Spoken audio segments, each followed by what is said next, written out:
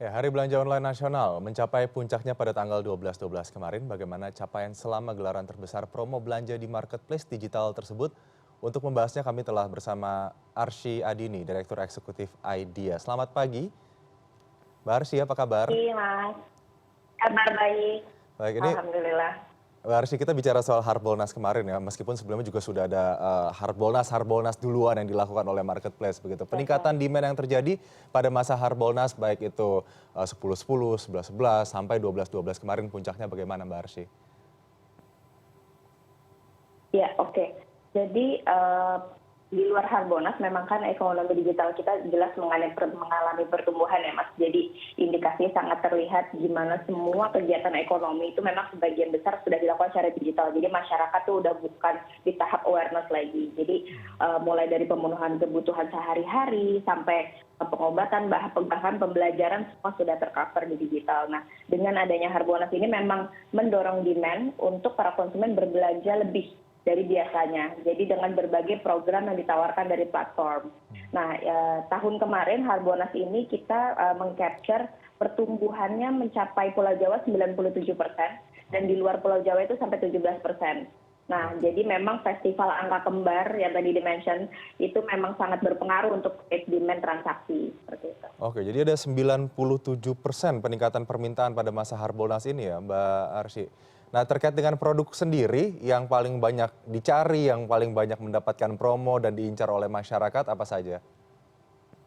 Iya, variasi ya Mas. Jadi menurut data Nielsen memang pergeseran dari fashion wanita ke sportwear, jadi perawatan olahraga dan juga banyak sekarang masyarakat yang menggunakan e-commerce itu untuk billing tagihan rumah tangga.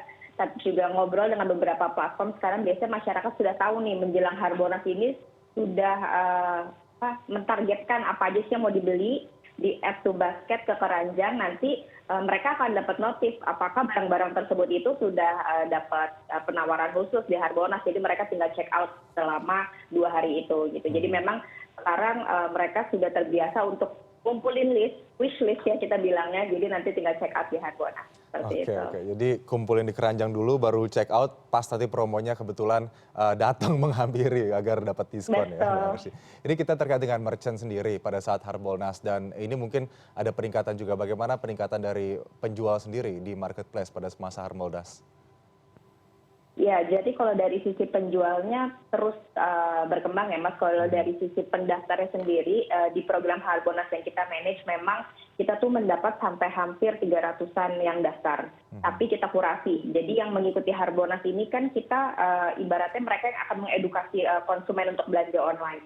Jadi benar-benar kita lihat apakah mereka benar ada dari sisi legalnya, apakah mereka benar melakukan penjualan online, terus apakah mereka benar menerima pembayaran online dan lain-lainnya. Jadi kriteria-kriteria tersebut yang memang mengkurasi mereka. Jadi dari 300 tadi kita hampir dari lebih dari 150 yang lolos kurasi untuk ikut meramaikan Hari Belanja Online Nasional 2021.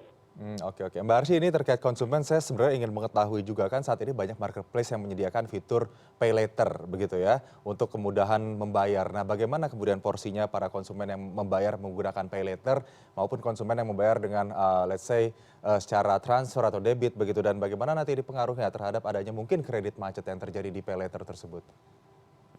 Ya, kalau dilihat dari trennya mungkin tahun lalu Harbolnas itu e-wallet naik ya Mas, hampir 60% gitu. Kalau sekarang mungkin pay later nih yang lagi tren gitu. Tapi sebenarnya itu kan metode pembayarannya ya. Jadi kalau dari e-commerce itu ada milestone pelebaran dari sistem pembayarannya dari mulai sistem COD kita tahu bagaimana mereka membayar pada saat barang diterima. Nah, sistem mereka langsung bisa membayar lewat virtual account ataupun langsung dengan kartu kredit dan juga tadi dengan pay later. Itu memang kemudahan sistem pembayaran saja yang ditawarkan ke konsumen. Nah, balik lagi ke konsumen ini sesuai dengan kemampuan. Tapi memang kalau dari kami, dari asosiasi selalu mengajarkan konsumen itu belanja pintar. Jadi bagaimana mengukur kemampuan dan prioritas nih, jangan sampai nanti pay later-nya ini mengganggu dalam konsumsi rumah tangganya ya kan gitu. Jadi memang kita harus memprioritaskan yang mana kebutuhan list prioritas dulu seperti itu. Oke, membedakan di mana kebutuhan, di mana keinginan gitu ya, tadi belanja pintar yang Mbak Arsy sebutkan. Betul. Nah terkait dengan marketplace yang saat ini sudah banyak diisi oleh UMKM Indonesia, sebetulnya bagaimana sih idea Indonesian E-commerce Association ini kemudian memberikan pendampingan gitu agar keterampilan skill para UMKM yang terlibat di marketplace ini juga bisa meningkat dalam melayani konsumen digital? Oke, jadi dalam mendorong UMKM digital sebenarnya kita dari awal pandemi, dari tahun 2020 itu launching satu gerakan namanya Gerakan Nasional Bangga Buatan Indonesia. Tujuannya satu, bagaimana mengonboardkan, mengonline-kan UMKM offline ke online. Nah, yang sudah online dibuat lebih sustain. Jadi dalam 2020 sampai sekarang tercatat sudah ada 9 juta UMKM new on board di platform-platform yang tergabung di dalam Gerakan Bangga Buatan Indonesia. Nah, selain itu mereka diberikan juga nih pelatihan-pelatihannya. Jadi kita mapping secara potensi daerahnya, mapping isunya untuk lebih maju ke pemahaman literasi digitalnya. Nah, setelah kita mapping, kita bertemu nih bagaimana UMKM ini menguasai potensi lokal, potensi nasional, bahkan ke ekspor. Nah, ya part itu beda-beda materi digitalnya. Jadi nomor satu infrastruktur juga kita perhatikan.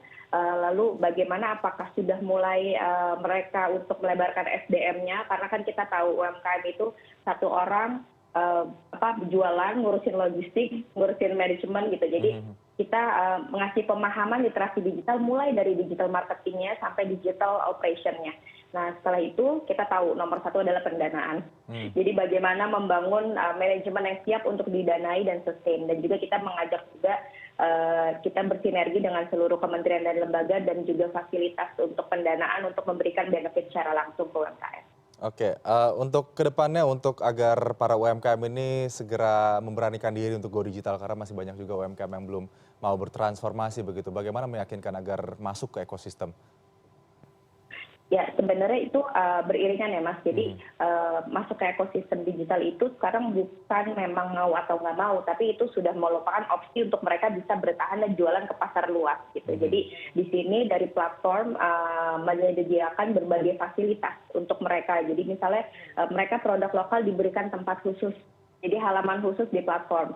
Nah, itu kan pasti mereka dibandingin mereka berpromosi sendiri, mereka lebih baik masuk ke platform ini kan. Dan juga di platform ini misalnya kita klik satu brand gitu, misalnya Tokopedia atau Bineka atau Bukalapak, pasti Bangga Buatan Indonesia itu sudah muncul list-list produk lokalnya. Jadi memang bagaimana sekarang kita nih bergotong royong untuk taruh tempat untuk produk lokal dulu untuk di pasar luas seperti itu. Baik, Mbak Arsy, yang pasti tagar Bangga Buatan Indonesia itu yang paling dikedepankan ya untuk what's next-nya nanti membentuk ekosistem digital yang lebih sehat, lebih meningkatkan demand masyarakat dan juga nantinya mendorong pertumbuhan ekonomi kita lebih baik. Terima kasih Mbak Arsy Adini, Direktur Eksekutif IDEA sudah bergabung bersama kami di CNN Indonesia Today pagi ini.